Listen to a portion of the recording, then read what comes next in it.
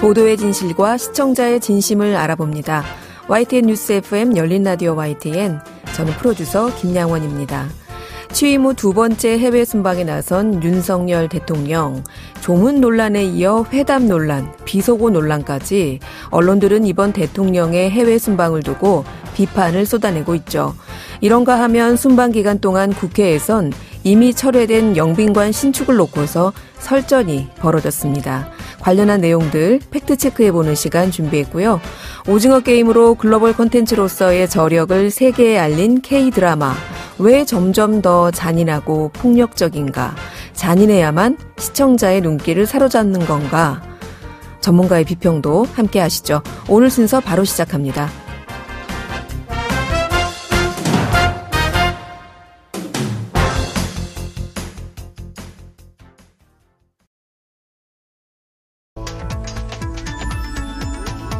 미디어가 전하는 이슈에 대한 다양한 분석과 팩트체크까지 바로 보고 뒤집어 보고 꼭꼭 씹어보기 위한 미디어 비평 프로그램 열린 라디오 YTN.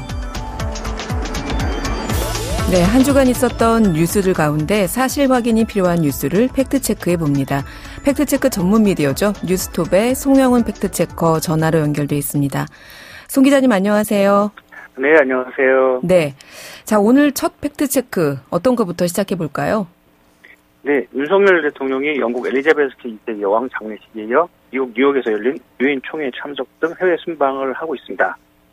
대통령은 이번 유엔 총회에서 연설을 했는데 통상 우리나라 대통령이 유엔 등 국제 무대에서 북한 문제를 언급하던 것과 달리 이번에는 북한 언급을 한 번도 하지 않았다. 이런 주장에 대해서 팩트체크 해봤습니다. 네. 대통령은 지난 20일 미국 유엔 본부에서 열린 제77차 유엔 총회 연설에서 새 정부의 대북 정책이 이 담대한 구성에 대한 언급을 하지 않았고요. 이 북한 문제를 직접 거론하지도 않았습니다. 네.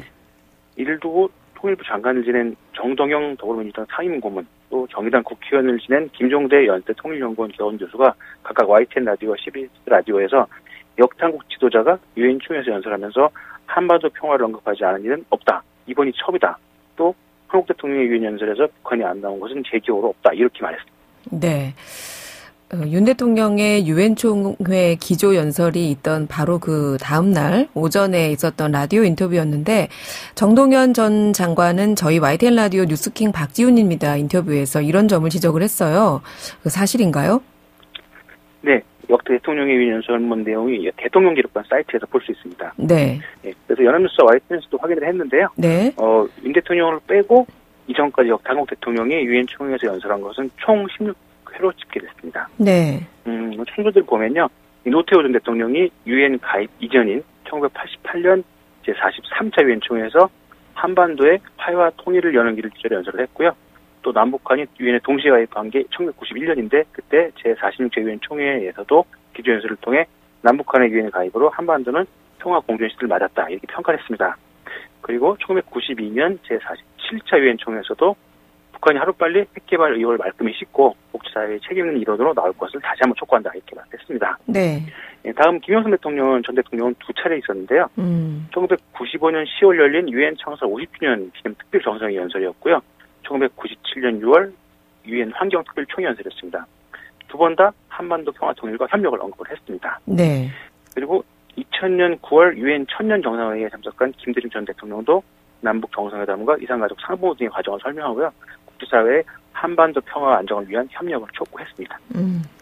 이명박 전 대통령은 2009년 제64차 유엔 총회와 2011년 제66차 유엔 총회에서 각각 기조연설을 통해서 핵무기 없는 한반도, 국제사회에서 책임 있는 일원으로서의 북한을 강조했습니다. 네.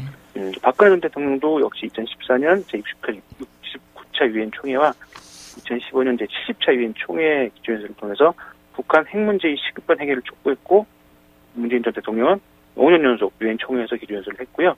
여기서 전부 다 남북 정상회담의 성과를 설명하거나 한반도 정상선언을 위한 국제사회 협력을 촉구했습니다. 이렇게 쭉 보다 보니까 한 분이 빠졌죠. 네. 이분이 한 분 예외가 됐는데요. 노무현 전 대통령은 2005년 열린 제60차 유엔 총회 고위급 본회의, 이건 유엔 정상회의라고 불립니다. 여기서 기조연설을 했는데 네. 북한을 직접적으로 언급하지는 않았습니다. 근데 다만 이때는 이 내용이 유엔 정상회의 주 의제가 유엔 개혁이었고요. 또 그 당시에 마침 베이징 국제회담을 통해서 북핵 문제를 논의 중이었기 때문인 것으로 해석됐습니다. 네. 그럼 정리하자면 유엔 정상회의가 아니라 유엔 총회만 따지면 북한 네. 관련 언급을 안 한 것은 이번 윤석열 대통령 기조연설이 처음인 것이 맞고 네, 네. 범위를 좀 넓히자면 처음은 아닌 걸로 과거에 네. 노무현 전 대통령도 북한 관련 언급은 안 한 것으로 이렇게 네. 정리하겠습니다. 네. 자, 다음 팩트체크는 이건 이제 대통령의 해외 순방 기간 동안 국내 정치권에서 논란이 계속됐는데요. 네. 영빈관 신축 예산 관련한 내용이에요. 네네. 계속 여진이 있는 상황인데요. 네. 대통령실이 878억 원을 들여서 영빈관 역할을 하는 구속시설 건물을 계획했다는 사실이 공개적도 아니고 기획재정부가 국회에 제출한 예산안을 통해서 뒤늦게 알렸습니다. 네. 그러면서 바로 논란이 커지자 윤 대통령은 당일인 지난 16일 신축 계획을 곧바로 철회했는데요. 네. 그럼에도 불구하고 최근 고물가, 고금리, 고환율 등 각종 이 경제 악재로 상황이 어려운데 이 불필요한 세금, 불필요한 지출, 비용이 발생하고 있다. 이런 야당의 공격이 이어졌습니다. 네.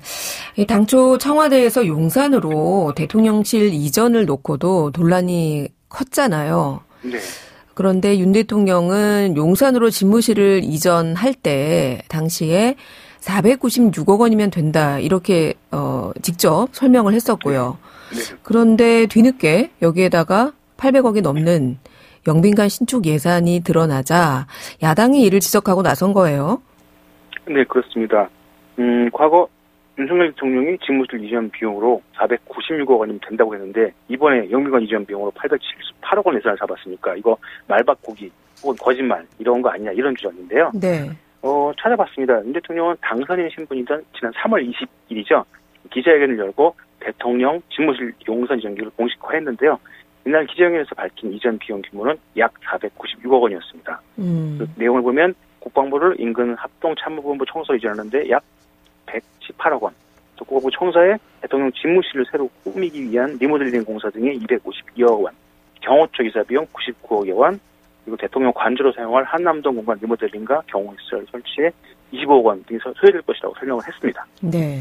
언론과 야당은 당선인 시절에 윤 대통령은 기존의 청와대 영빈관이나 본관을 국빈 만찬 행사에 쓰겠다고 해놓고 왜 이제 와서 영빈관을 대체할 건물을 신축하냐는 거 이런 거를 지적하고 있어요.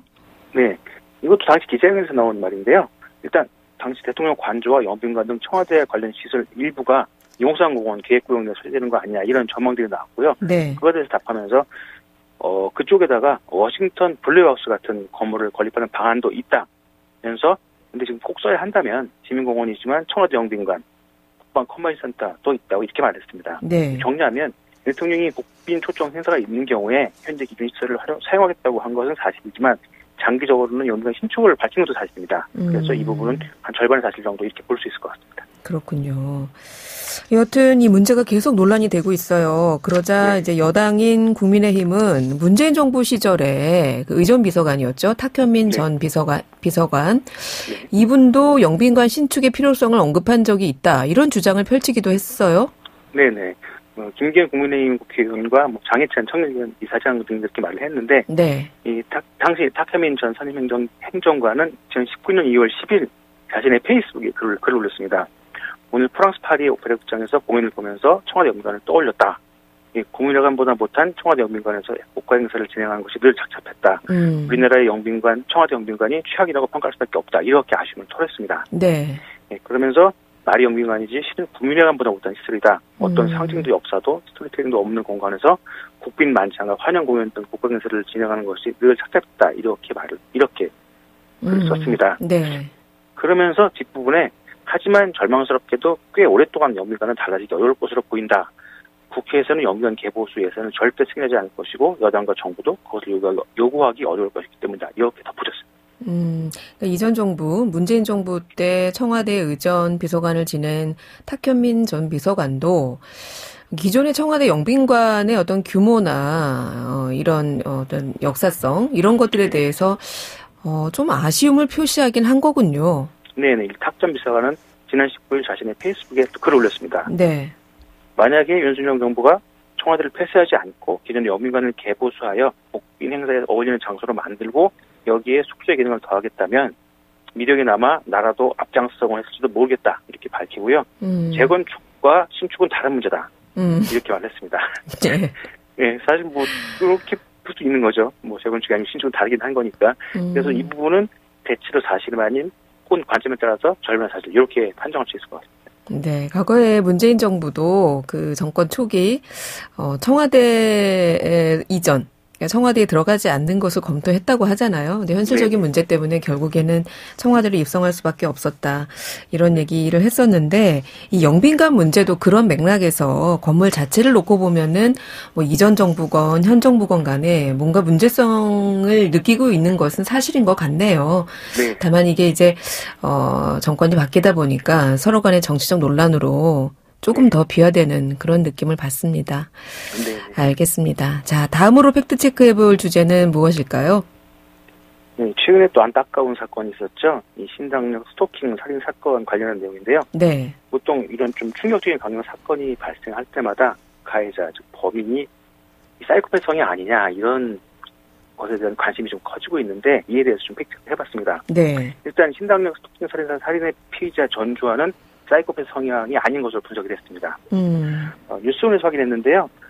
사이코패스는 이 소시오패스처럼 공감 능력과 죄의식이 결여된 없는 반사회적 인격 장애로 분류되지만 좀 차이가 있습니다. 네. 이 소시오패스 경향이 강해지면 이 사이코패스가 된다는 거죠. 이 보통 인구 100명당 1명 이상이 사이코패스로 추정된다고 합니다.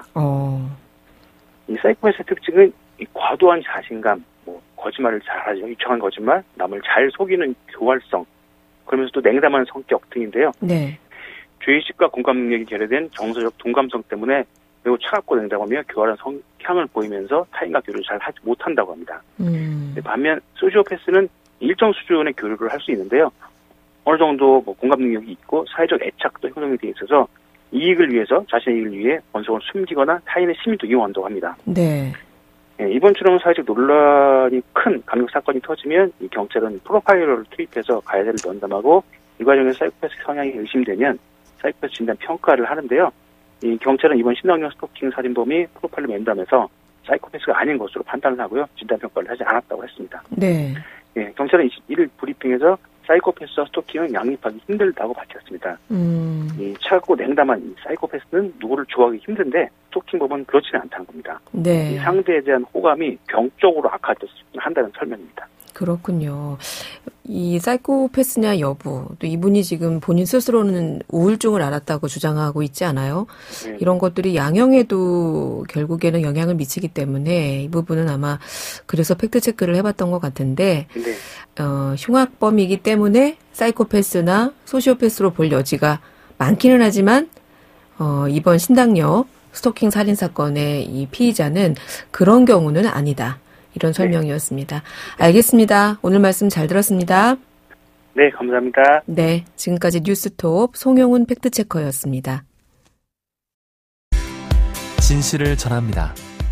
진심을 다합니다. 시청자 여러분의 목소리에 귀 기울이는 YTN 뉴스 FM, 열린 라디오 YTN.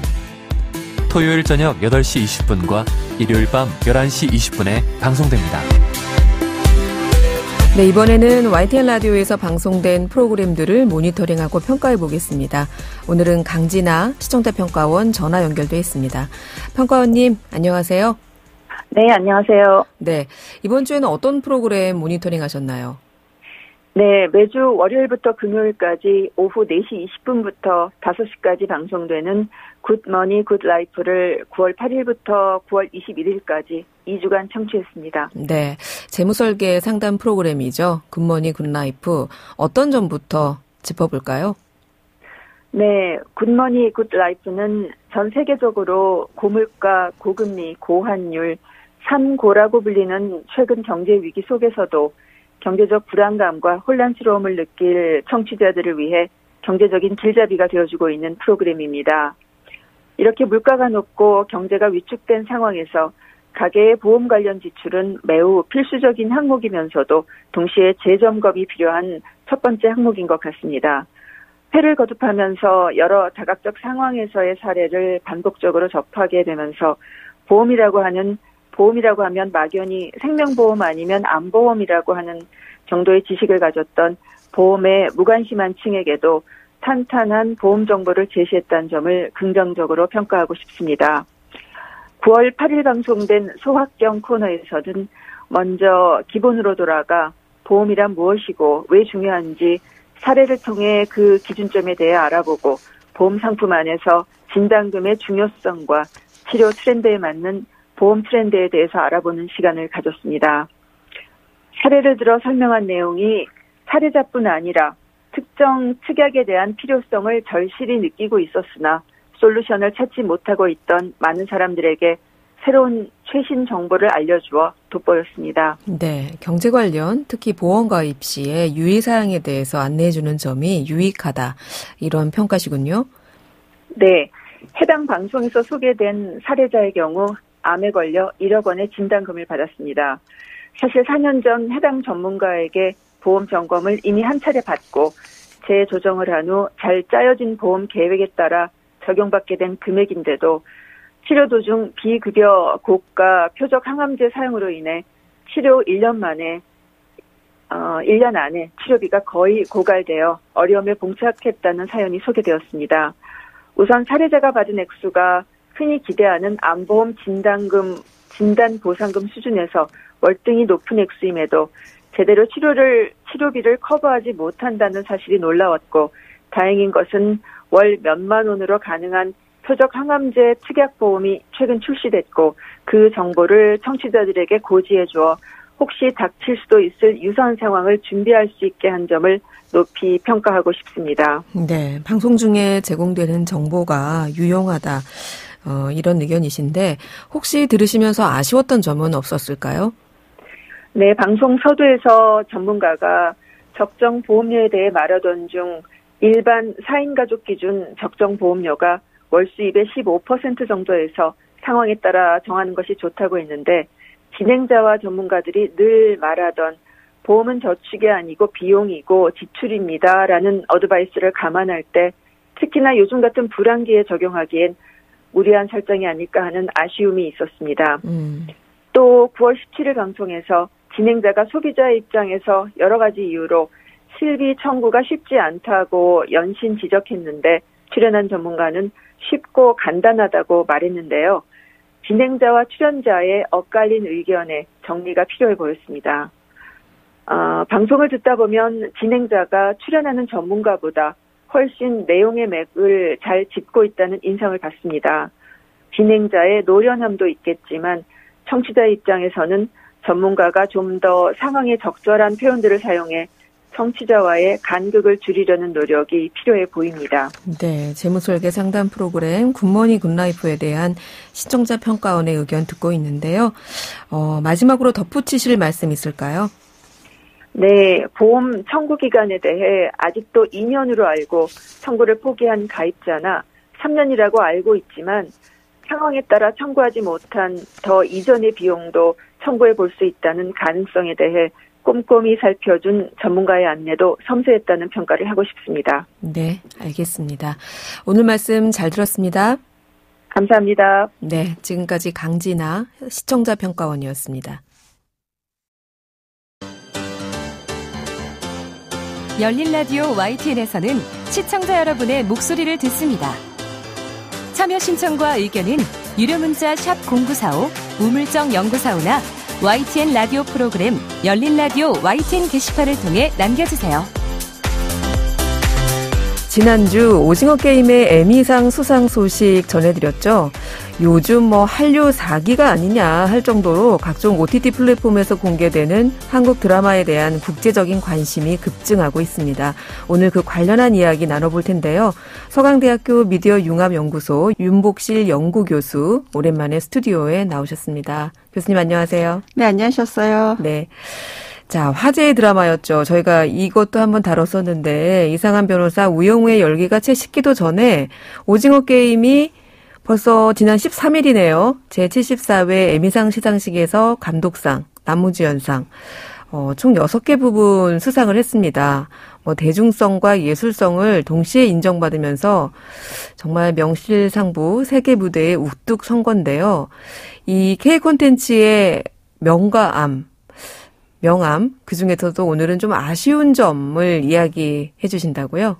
네, 저 넷플릭스 최초 오리지널 드라마로 만들어진 킹덤, 그 뒤를 잇는 지금 우리 학교는, 오징어 게임, 지옥, DP 등 세계적인 성공을 거둔 많은 K-드라마가 실은 선정성이나 폭력성에서 자유롭지 않습니다. 네. 뭐 아까 말씀하신 이상한 변호사 우영우를 제외하고 상위 랭킹에 기록된 많은 작품들이 이 선정성과 폭력성에서 자유롭지 않아서 오늘 그 얘기를 해볼까 합니다. 네.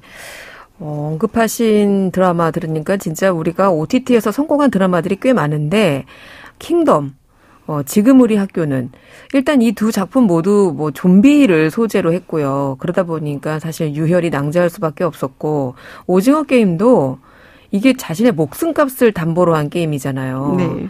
뭐 지금은 우리가 상타고 해서 일단 좀 흥겨움에 젖어 있습니다만 당시에 이 드라마를 처음 봤을 때 사실 좀 충격적이었어요. 금세 저렇게 사람들이 쓰러지는 걸 보면서. 그러니까 듣고 보니까 최근에 화제가 된 K-드라마들 대부분 좀 잔인하고 정말 선혈이 낭자한 작품들이 많네요. 네. 제가 판단하기에는요, 작품에 대한 몰입성을 극대화하기 위한 이 작품의 전략이 아닐까 합니다. 아시겠지만 넷플릭스가 전 세계 구독자를 확보한 주요한 전략은 몰아보기, 빈지 워칭, 빈지 뷰잉 이렇게 불리는데요. 네. 그래서 플랫폼에 한꺼번에 게시된 콘텐츠를 수용자들이 몰아볼 수 있도록 반복적인 제시의 최소화와 스트리밍 흐름의 형식의 최대화를 추구합니다. 이러한 전략은 몰입성을 끌어올리기 위한 전략인 것이죠. 네. 오랜 시간 동안 구독자들을 플랫폼 안에 머물도록 유도하고자 하는 것인데요. 아시겠지만 넷플릭스와 같은 OTT 플랫폼은 모바일이나 컴퓨터와 같은 다중 플레이가 가능한 곳에서 이루어집니다. 네. 드라마를 보면서 문자도 할 수 있고요. 전화도 할 수 있죠. 또 메일도 확인할 수 있습니다. 네. 다시 말하자면 콘텐츠에 집중하기에는 그 환경이 무척 산만하다는 것입니다.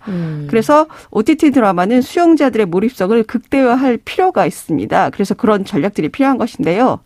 이때 몰입성을 극대화하는 전략으로 이 선정성과 폭력성 등이 사용되는 것이 아닐까 그런 생각을 해봅니다. 물론 서사의 전개에 있어서 반드시 필요한 것이기도 하고요.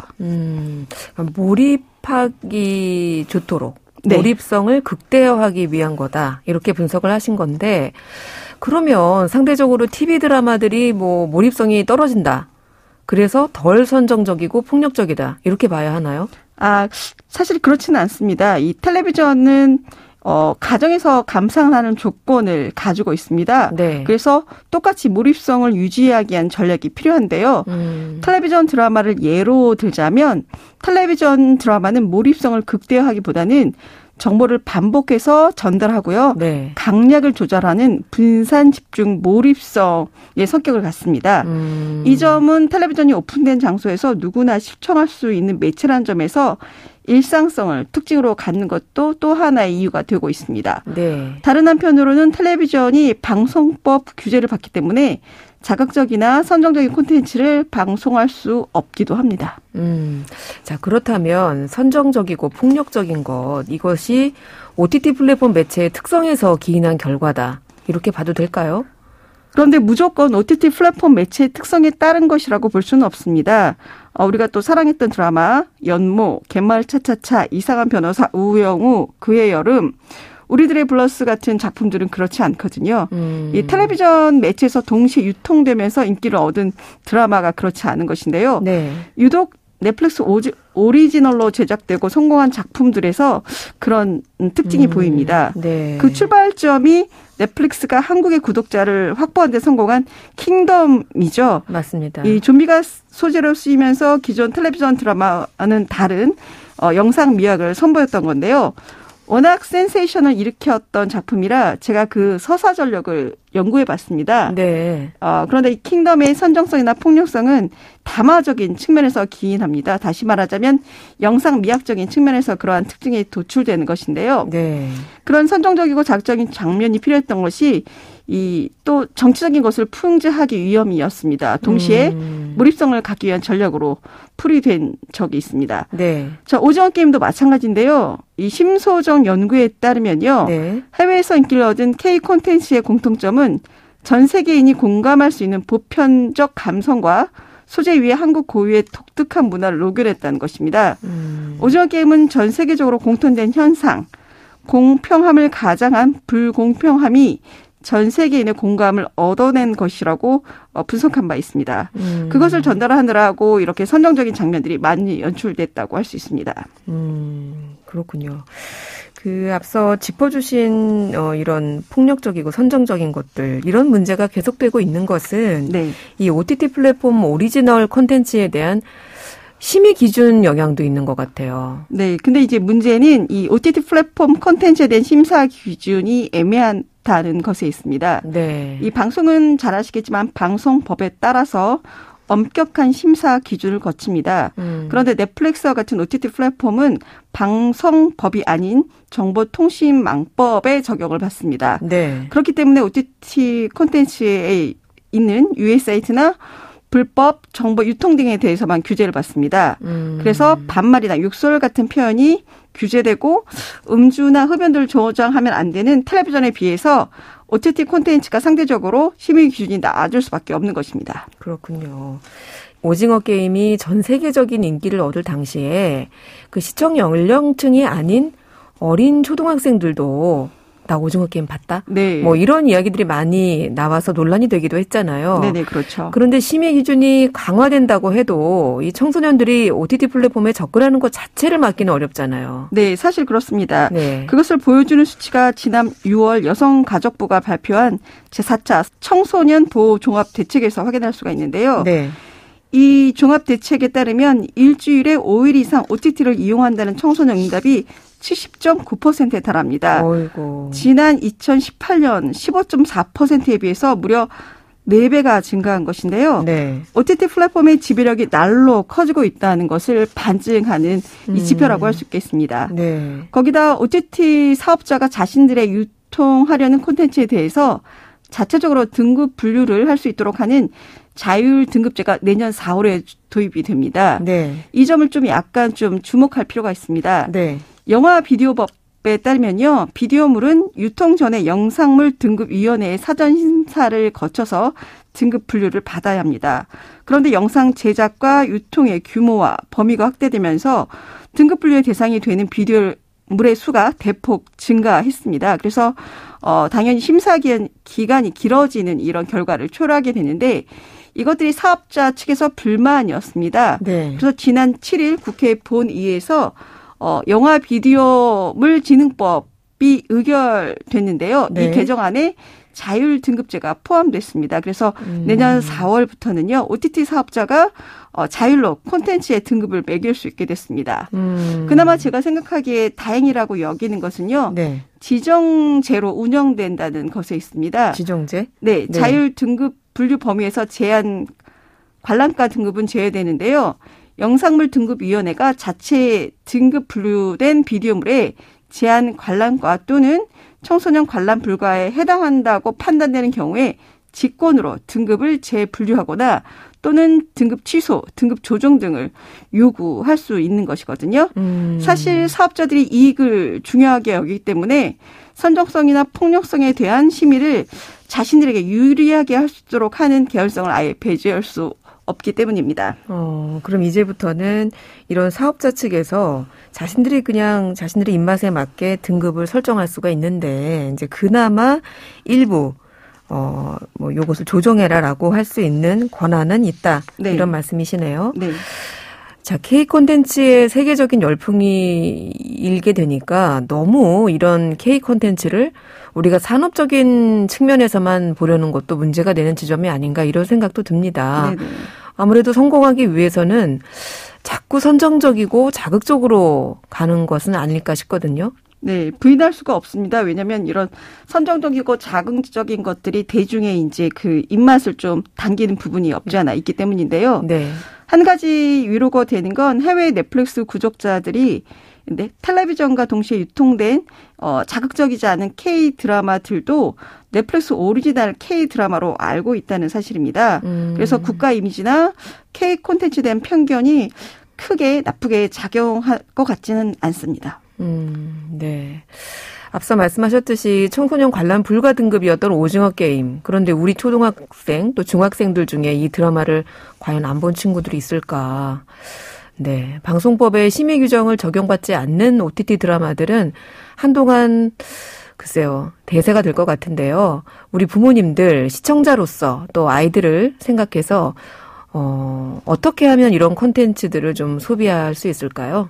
네, 텔레비전에 대한 시청을 부모님들이 이렇게 시청 지도가 필요한 것처럼요.